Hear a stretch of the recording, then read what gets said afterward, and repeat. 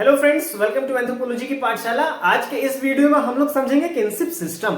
ये जो नातेदारी व्यवस्था है वो क्या है। तो आइए, पीछे कुछ पॉइंट्स लिखे हुए हैं, उसके माध्यम से आज हम लोग किनशिप सिस्टम को समझने का पूरा प्रयास करेंगे। It is a system of relationship based on parentage, जिसका मतलब ब्लड एंड मैरिज। ये एक प्रकार का रिलेशनशिप है जो दो प्रकार से बनता है। पहला खून के रिश्ते से रिलेशन बनता है, दूसरा विवाह के बाद रिलेशन बनता है। उसके बाद लिखता है kin related through blood are known as consanguineal kin and kin related through marriage are known as affinal kin। ये कहता है कि जो रिश्तेदार खून से जुड़े हुए रहते हैं उसे कहते हैं consanguineal kin। जो खून से जुड़े हुआ जो रिश्ता रहता है, मतलब ब्लड रिलेशन, ब्लड रिलेटिव्स, जो खून के रिश्तेदार होते हैं उसे हम लोग consanguineal kin के कैटेगरी में लाएंगे। जो कॉन्सेंजीनियल किन्स है इसके कैटेगरी में हम लोग लाएंगे, जो ब्लड से रिलेटेड रिश्तेदार होंगे उनको।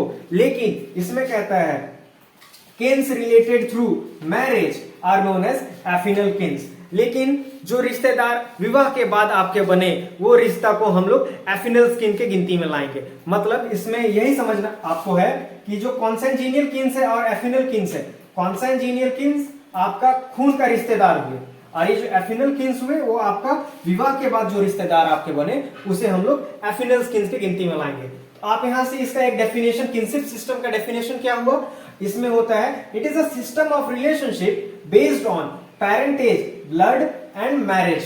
Keynes related through blood are known as consanguineal kins and kins related through marriage are known as affinal Keynes.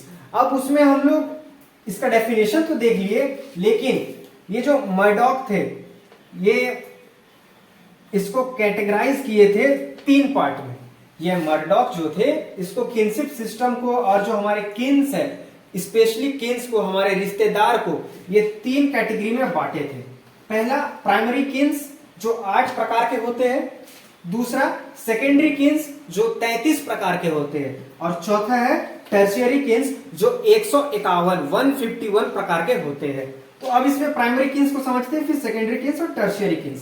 Primary Keynes मतलब ऐसे रिश्तेदार जो बिना किसी माध्यम, बिना किसी मीडियम के हमसे एकदम पर्सनली डायरेक्ट अटैचमेंट उनका रहता है, डायरेक्ट रिलेशन रहता है, उसे हम लोग प्राइमरी किन्स में मानते हैं। जैसे भाई बहन, उसके बीच में तो कोई मीडियम नहीं है, माता पिता, इसके बीच में कोई मीडियम नहीं है, तो ये हमारे हो गए प्राइमरी किन्स। अब सेकेंडरी किन्स जो होते हैं उनका हमसे डायरेक्ट कनेक्शन नहीं होता है, उनका हमसे पहले जो प्राइमरी किन्स हमारे हैं, मतलब माता पिता, उनसे रिलेशन बनेगा, उसके बाद हम लोग तक आता है। मतलब जो प्राइमरी किन्स हुए उसका रिलेशन डायरेक्ट हम लोग से रहा, लेकिन जो सेकेंडरी किन्स है उसका रिलेशन सबसे पहले प्राइमरी किन्स से मिलता है, उसके बाद सेकेंडरी किन्स पे आता है। अब तीसरा जो था टर्शियरी किन्स तो आप समझ गए, प्राइमरी में आप समझे कि उसका डायरेक्ट रिलेशन है, सेकेंडरी में उसका डायरेक्ट रिलेशन नहीं है, और टर्शियरी में जो रिश्तेदार होते हैं वो प्राइमरी के सेकेंडरी और सेकेंडरी के जो प्राइमरी किन्स होते हैं वो रिश्तेदारी को हम लोग टर्शियरी किन्स में मानते हैं, जो 151 प्रकार के होते हैं। और आपको बतलाया कि सेकेंडरी किन्स जो होते हैं वो 33 प्रकार के होते हैं, और प्राइमरी किन्स जो है वो आपका इसमें 8 प्रकार का है। वो हम लोगों के हिसाब से नहीं है, उसे हिसाब दिया गया था मर्डॉक के अनुसार। मर्डॉक जी उसे जो किनशिप सिस्टम है, जो किन्स है, किन्स को ये 3 कैटेगरी में बांटे थे, प्राइमरी, सेकेंडरी और टर्शियरी। एक ओवरव्यू आपको मिला इसमें किनशिप सिस्टम का। किनशिप सिस्टम क्या है? एक इस प्रकार का रिलेशनशिप है जो ब्लड से और विवाह से, मतलब खून और शादी, ये 2 चीज का रिश्तेदारी है जिसे हम लोग किनशिप सिस्टम में समझे। और इसमें जो खून से संबंधित जो रिश्तेदार होते हैं उसे कॉन्सेंजीनियल किन्स कहेंगे, और जो विवाह के बाद जो रिश्तेदारी होती है, जो रिश्तेदार होते हैं, उसे एफिनल किन्स कहेंगे। तो आपने एक ओवरव्यू ले लिया किनशिप सिस्टम का।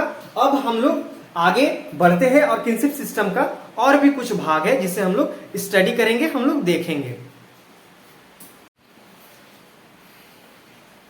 आइए अब हम लोग देखते हैं किनशिप यूसेज। किनशिप यूसेज क्या है, इसमें कुछ पॉइंट्स लिखे हैं। सबसे पहला पॉइंट है अवॉइडेंस, दूसरा जोकिंग, तीसरा टेक्नोनॉमी, चौथा है एवेंकुलेट, पांचवा है एमिटेट और छठा है कॉवेट। ये 6 पॉइंट्स के आधार पे हम लोग किनशिप यूसेज को आगे पढ़ेंगे एक एक करते हुए। तो आइए अब किनशिप यूसेज में जो सबसे पहला है अवॉइडेंस। अवॉइडेंस का क्या सिग्निफिकेंस है हमारे ये किनशिप सिस्टम में इसे हम लोग समझते हैं।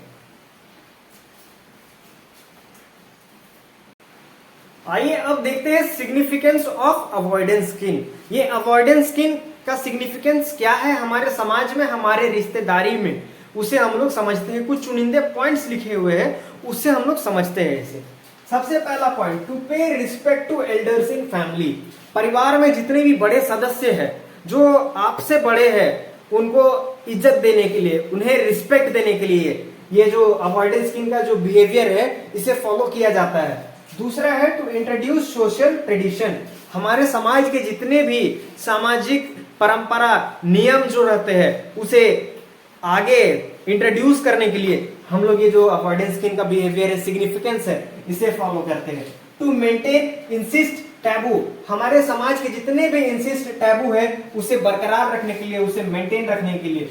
To avoid conflicts. जितने भी हमारे समाज में, हमारे परिवार में कॉन्फ्लिक्ट्स अगर होते हैं, लड़ाई झगड़ा, वार्तालाप के कारण ही, बातचीत के कारण ही जितने भी लड़ाई झगड़ा होते हैं, उसे ये अवॉइड करता है, उसे ये हटाता है। पांचवा है इनकल्केशन ऑफ डिसिप्लिन। जितना तो इससे आप समझ गए हैं कि सिग्निफिकेंस ऑफ अवॉइडेंस बिहेवियर क्या है। तो अब हम लोग आगे देखते हैं।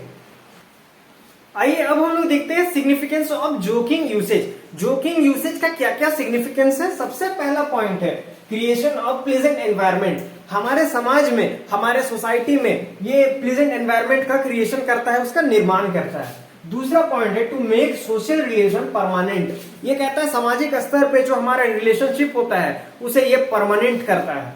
तीसरा कहता है use as a means of entertainment. इसे मनोरंजन, एक मीन्स ऑफ एंटरटेनमेंट के रूप में भी लिया जाता है। चौथा है to provide sex education. Sex से संबंधित एजुकेशन भी ये समाज को प्रोवाइड करता है।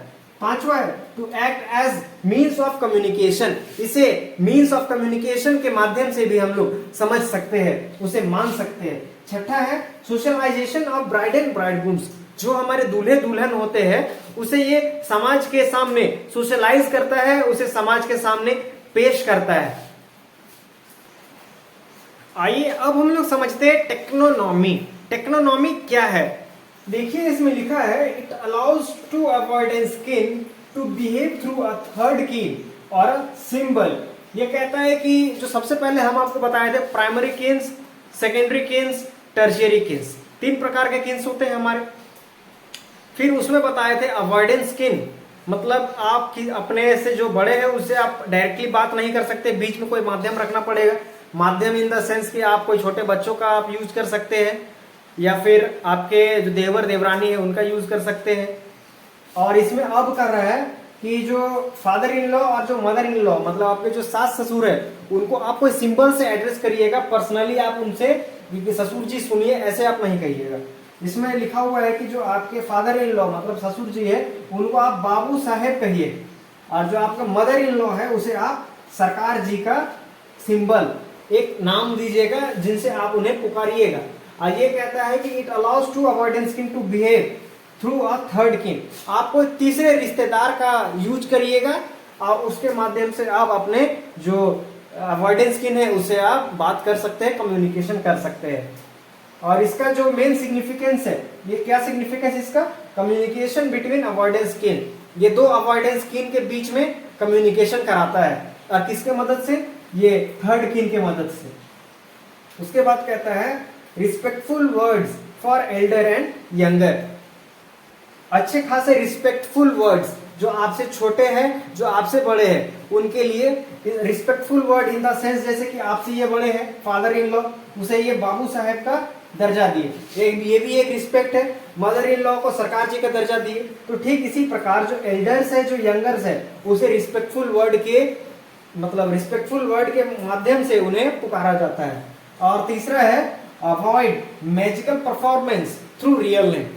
बहुत सारे magical, black magic, white magic जो परफॉर्म किए जाते हैं ओरिजिनल नेम से, उसे ये अवॉइड करता है। क्योंकि आप इसमें ओरिजिनल नेम से आप किसी को नहीं पुकार रहे, आप इसमें आप यूज कर रहे जो रिस्पेक्टफुल वर्ड्स है, जैसे कि ये सरकार जी, बाबू साहब, तो कोई आपका ओरिजिनल नेम नहीं जान पाएगा। तो इससे जो मैजिकल परफॉर्मेंस है ये 100% नहीं हो पाएगा।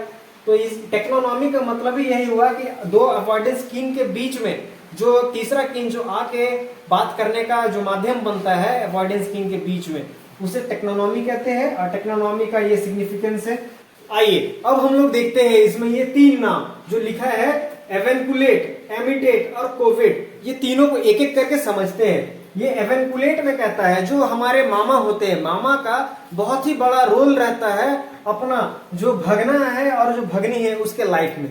कैसे रहता है, जब मामा जो रहता है वो भगना और भगनी को गोद ले लेता है, अपने अंडरटेक में ले लेता है और उनका परवरिश करता है, और इन फ्यूचर जब वो बड़े हो जाते हैं तो जो भगना और जो भगनी है उसका, भगनी का तो शादी हो जाता है, विवाह हो जाता है, लेकिन जो भगना रहता है उसको उनके मामा के प्रॉपर्टी में शेयर मिलता है और उनके मामा के फैमिली में वो ऐड हो जाते हैं। तो ठीक उसी प्रकार एमिटेट जो है, एमिटेट में इसमें फादर सिस्टर मतलब जो पिता की बहन, मतलब हमारी फुआ जो हुई, जो फूफू होती है, उनका बहुत ही बड़ा रोल होता है अपना भतीजा और अपना भतीजी के लाइफ में।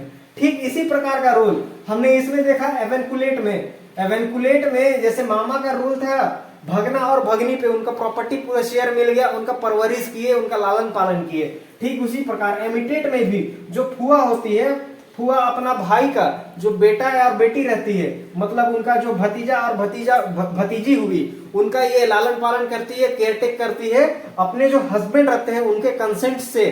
और इन फ्यूचर जब ये भतीजी का विवाह हो जाता है और ये जो भतीजा बच जाता है तो भतीजा जो फुआ रहती है उसके प्रॉपर्टी में ये शेयर होल्डर बन जाते हैं। उसके बाद आते हैं कोविड में। कोविड में कहता है father of new born child has to play the role of mother at the time of delivery of this child.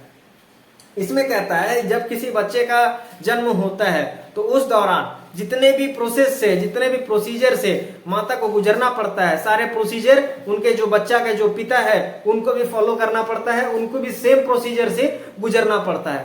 तो इसी से आप देखें कि जो एवेंकुलेट, एमिटेट और कोविड है, इसमें जो एवेंकुलेट है इसमें मामा का रोल है भगना और भगनी पे, और एमिटेट में फुआ का रोल है भतीजा और भतीजी पे, और कोविड पे है जितने भी डिलीवरी के टाइम पे जो माता का प्रोसेस है, सारा प्रोसेस फादर को भी करना पड़ता है। तो उम्मीद करता हूं ये वीडियो आप लोगों को अच्छा लगा। अगर चैनल पे नए हैं तो चैनल को लाइक, शेयर और सब्सक्राइब जरूर करें और बेल आइकन बजाना ना भूलें। जय हिंद, धन्यवाद।